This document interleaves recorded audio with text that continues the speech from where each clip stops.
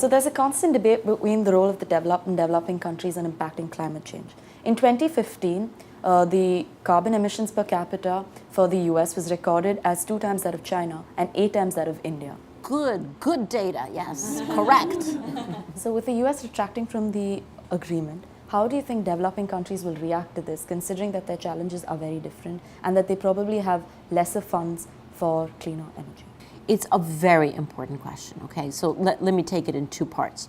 The first is that there is no question that the historical responsibility of having caused climate change lies on the shoulders of industrialized countries. That is not ideology, that is not politics, that is simply a physical fact. Because it is the industrialized countries that burned most of the fossil fuels during the Industrial Revolution or since then, and that is what has caused climate change. So that is something that frankly we just have to own up to, okay? And any effort on the part of anyone to hide that fact actually is just counterproductive. So number one, definitely the historical responsibility is on the shoulders of industrialized countries, and it is one of the golden principles of the Climate Convention and of the Paris Agreement. Having said that, it's also very important to then not be cemented into the past, but then look into the future and say, okay, now what are we going to do?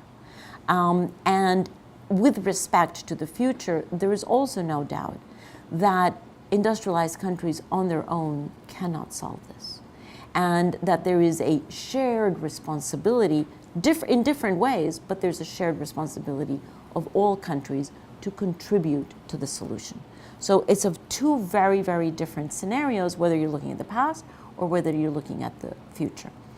Interestingly enough, unfortunately, I would say, very fortunately, because the cost of the technologies that solve climate change or that mitigate climate change have come down so dramatically, and because the capacity has increased so dramatically, this has made that, at least from a technological point of view, those technologies are now very, very competitive in developing countries. So let me take the case of India, because it's the most dramatic case.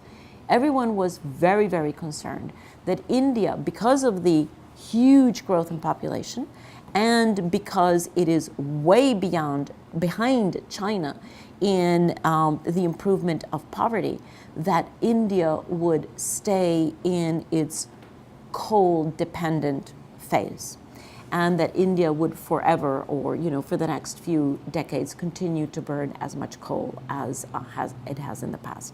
Well, not so, because the fact is that renewable energies today are cheaper in India than coal. And so the Minister of Energy of India has come out to say, renewable energies are now cheaper than coal, so it's about the opportunity, right? This is not about an obligation. This is about an opportunity. What does India want to do? India wants to provide electricity to every single Indian citizen because they all need it and they deserve it and they have a right to it.